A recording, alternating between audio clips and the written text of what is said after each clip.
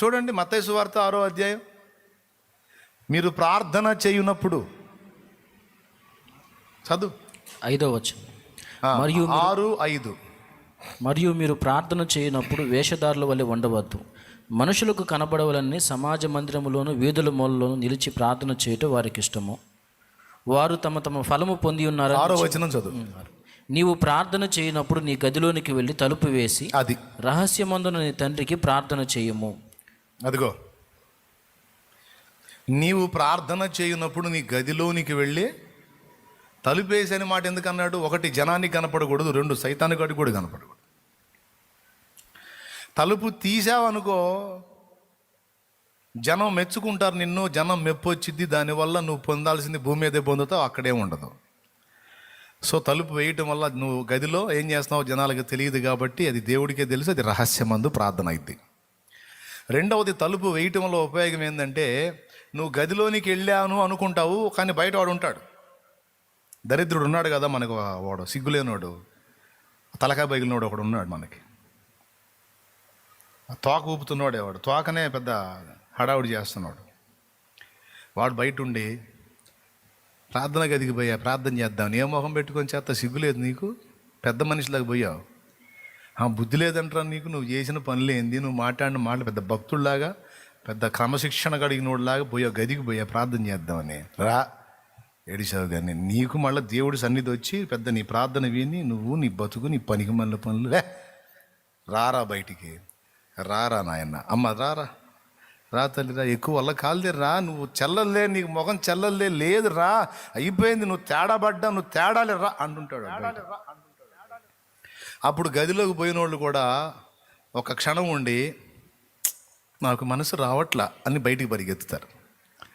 అది కాదు జరగాల్సింది, గదిలోకి పోతే టాపిమని తలిపేసే అంతే. దేవునికి స్తోత్రం కలుగునుగాక. హల్లెలూయా. ప్రార్థన తోటకు పోతే ఆయనే హెత్తడి గడి. నువ్వు వచ్చినప్పుడు తలుపు తీస్తాడు, నువ్వు తోటలోకి వెళ్ళగానే బయట మెయిన్ గేట్ వేసి పడేస్తాడు. ఇక నువ్వు బయటికి పోవాలంటే ఆయన అడుక్కొని పోవాలా. దేవునికి స్తోత్రం. హల్లెలూయా. ఏమైనా అర్థమైంది నేను చెప్పింది? అందుకే చెబుతున్నాను, గదిలోనికి వెళ్ళి తలుపు వేసి కూసో. నీకు ఏడు పోతుందా? ఏడు. మాటలే రావట్లేదా? ఏడు, కూర్చొని ఏడు. నిన్ను నువ్వు తిట్టుకో, అక్కడ తిట్టుకోపోయి. నువ్వు ఎంత తేడానో చెప్పాలనిపిస్తుందో చెప్పుకో, అక్కడికి పోయి ఆయన చెప్పుకోపో.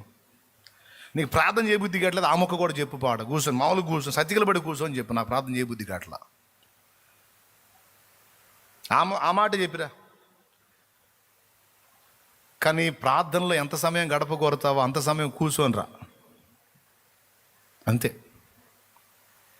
అక్కడ జరిగే కార్యం నీకు అర్థమైద్ది. వెధవగా పోయినోడివి ధన్యుడిగా తిరిగి వస్తావు బయటికి. పూర్తి నిరాశ నిస్పృహలో వెళ్ళిన నువ్వు ఆనంద తైలముతో అభిషేకింపబడి బయటకు వస్తావు. ఉంది రహస్యం అక్కడ, అంతే. అందుకే వాడు ప్రార్థనను దొంగిలించలేడు, కానీ ప్రార్థన గదికి నువ్వు వెళ్లకుండా అడ్డగించగలడు. అందుకే ఒక భక్తుడు అన్నాడు, ప్రార్థన గదిని దొంగిలిస్తాడు సాతాను అని. అందుకే ఆ ఛాన్సు ఇవ్వద్దు. 4 సంగతులు చెప్పా. ప్రేరేపణ అంటే ఏంటి, నిద్రను గూర్చి, నిద్ర మేల్కొంటే ఏం జరుగుతుంది అనేది. 3వది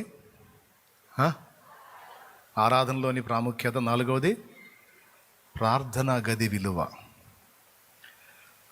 అందుకే ఇల్లు కట్టుకునేటప్పుడు ఖచ్చితంగా ప్రార్థన కొరకు ప్రత్యేక స్థలం కేటాయించుకోండి అని చెబుతాను నేను. పెద్ద ఇల్లు తీర్చి కడతారు కొంతమంది, ఏమంటే కనీసం ఒక 6 గది అన్న పెట్టుకోరు ప్రార్థనకి. ఏం తెలివితేటలో ఏమో నాకు అర్థం కాదు. ప్రార్థనకంటూ ఒక ప్రత్యేక స్థానాన్ని ఏర్పరచుకోండి. అంటే నేను ప్రార్థన ఎక్కడ చేసినా ప్రార్థన వినడంటే ఎవరు చెప్పారు వినడని? వింటారులే, కానీ నువ్వు ఆ గదిలోకి వెళ్ళినప్పుడు ఎవడూ తలుపు కొట్టకూడదు, నీకు డిస్టర్బెన్స్ ఉండకూడదు. ప్రార్థన గదిలోకి వెళ్ళి తలుపు వేసావంటే ప్రేయర్లో ఉన్నావని అర్థం. ఆ సంకేతం ఉండాలి మిగిలిన వాళ్ళకి. అర్థమైందా? కాబట్టి ఒక చిన్న గది, రేకులు తన్నాయి, ఉందే రేకుల షెడ్ అని అంటే సరే, ఒక పక్కకు ఒక చిన్న పాక అన్న వేసుకో, తాటాకులతో చిన్న పాక రౌండ్ చిన్న పాక చిన్న హట్ వేసుకో. అందులోకి నువ్వు వెళ్ళావంటే కుటుంబానికి అర్థం కావాలి. ప్రార్థనకి దేవునితో మాట్లాడడానికి వెళ్ళాడు, ఇప్పుడు తలుపు కొడితే కోపడతాడు. ఒక పద్ధతి.